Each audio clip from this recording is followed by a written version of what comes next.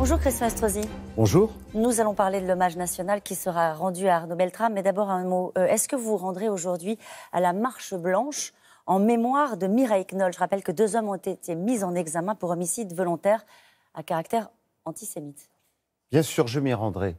Je m'y rendrai parce que l'antisémitisme est ce qu'il y a de plus terrifiant qui ne cesse de reprendre le dessus dans notre société depuis des années et que je ne cesse de combattre et de dénoncer. D'abord dans mon rôle d'élu local où chaque année j'accompagne des centaines de collégiens, de lycéens en direction du camp d'Auschwitz-Birkenau pour rappeler ce qu'est le devoir de mémoire, ce que fut la Shoah. On semble oublier aujourd'hui ce que c'est. Il y a une forme de banalisation de l'antisémitisme? Oh, mais bien sûr qu'il y a une sorte de banalisation, mais il y a pire, Caroline Roux.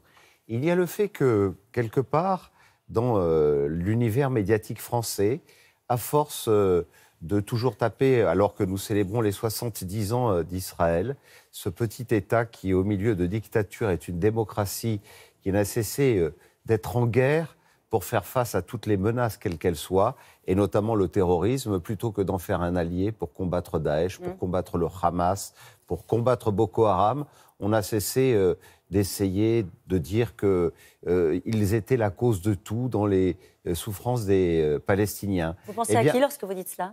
Oh, un certain nombre de vos confrères qui ne cessent d'alimenter ça. Vous savez, quand on essaie d'expliquer qu'il faut interdire, qu'il faut faire l'étiquetage des produits qui viennent d'Israël, qui auraient été produits en zone palestinienne, lorsque le gouvernement socialiste, il y a 2 ou 3 ans de cela, a voulu imposer à Israël de se mettre autour de la table des négociations avec l'autorité palestinienne. C'est quelque part... ça alimente l'antisémitisme? Ça alimente l'antisémitisme dans des quartiers où, vous le savez pertinemment, on vit au milieu d'un certain communautarisme qui oblige des familles de confession juive à fuir aujourd'hui ces quartiers, tellement on leur fait subir un régime de terreur au quotidien.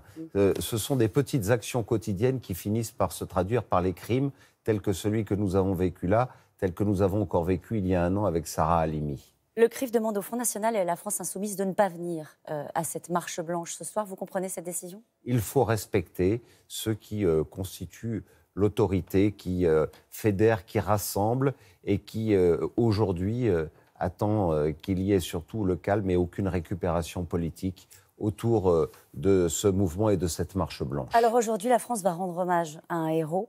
Il a remis le monde humain en ordre, a dit hier Jean-Luc Mélenchon.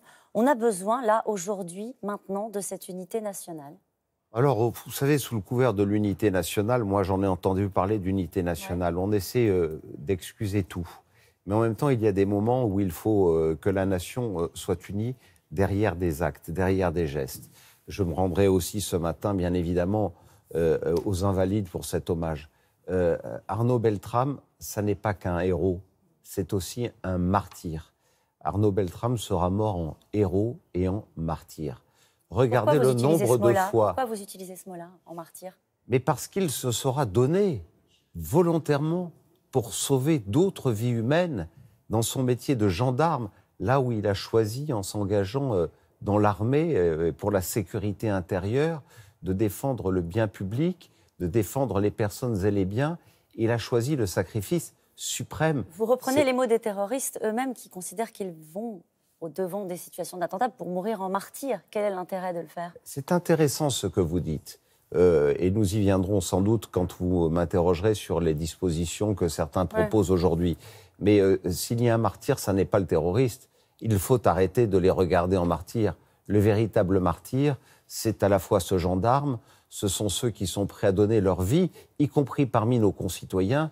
Vous savez, il y a eu un héros sur la promenade des Anglais qui a sans doute évité des dizaines d'autres morts dans cet attentat qui a fait 86 morts parmi des femmes, des hommes, des enfants de toute confession, qui s'appelait Franck et qui n'a pas osé, n'a pas eu peur de prendre le risque de donner sa vie. Des héros, il y en a de partout, mais ce gendarme a été exemplaire. Et au moment où on accuse trop souvent nos policiers, nos gendarmes, où nous les voyons dans les manifestations pris à partie insulter, eh bien, j'incite l'ensemble de nos concitoyens français, parce que c'est là que l'unité nationale doit se faire, être autour de ces hommes et de ces femmes exemplaires. Vous avez commencé cette réponse sur l'unité nationale ne doit pas tout cacher, ne doit pas escamoter le débat sur le fond. La question qu'on se pose aujourd'hui, c'est comment faire mieux. Alors, il y a tout un tas de propositions qui sont désormais sous la table. Il y en a eu une ce matin dans la bouche de Laurent Wauquiez, qui est interrogé dans Le Parisien et qui propose, lui, par exemple, un délit d'incitation à la haine de la République. Qu'est-ce que ça changerait? Est-ce que c'est une bonne idée? Est-ce qu'il faut s'adapter une nouvelle fois? Vous avez dit vous-même, il y a quelques instants de cela, qu'il n'hésite pas à mourir en martyr. Vous parliez des barbares. Et je vois depuis quelques jours, et à chaque fois qu'il y a un attentat, c'est la même chose, ceux qui rivalisent de surenchère sur des propositions pour se rendre originaux les uns et les autres. Bon, moi-même, j'ai proposé il y a quelques années que tous ceux qui se montraient ennemis de la nation et de la République avec une carte d'identité française, eh bien, se la voient retirer, parce que quand on combat la France, on est un ennemi de la France. Mais il y a une réalité, c'est que tout ça, ça finit par être du baratin. Je vois ces surenchères, c'est celui qui dit plus, c'est celle ou celui qui dit plus. Donc on n'adapte pas, on ne fait rien, Christian Estrosi. Non, je ne dis pas cela. Il faut comprendre que celui qui a décidé de tuer, de prendre en otage, a décidé de mourir de toute façon. Qu'est-ce que vous voulez faire face à quelqu'un qui a décidé de mourir? Vous allez lui proposer la réclusion perpétuelle? Vous allez lui dire vous voudrez retirer votre nationalité? Ça n'arrêtera rien. La réalité, c'est qu'il faut d'abord apporter des réponses en matière de renseignement, de fluidité de l'information et d'implication citoyenne dans notre pays. Quand je vois que la CNIL, cette institution poussiéreuse qui n'a pas compris que depuis 30 ans, on était rentré à l'ère d'Internet, des réseaux sociaux, et qui me reproche à moi qui lance une application en expérimentation, Reporty, pour que les citoyens puissent eux-mêmes être des agents et des adjoints de sécurité, de renseignement dans un pays où le renseignement sur cette partie-là est trop faible. La reconnaissance faciale qui pourrait permettre de déjouer bien des problèmes, et puis aussi dire à nos compatriotes qui pratiquent le culte musulman qu'il faut qu'ils sortent eux-mêmes l'islam radical de l'islam dans notre pays. Voilà en tout cas un certain nombre de voies qu'il me paraîtrait plus raisonnable d'aborder. Merci beaucoup, Christian Estrosi. C'est à vous, Laurent.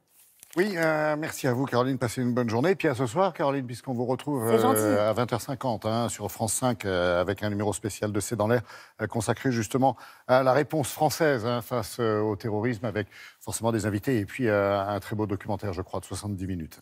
À ce soir. Merci.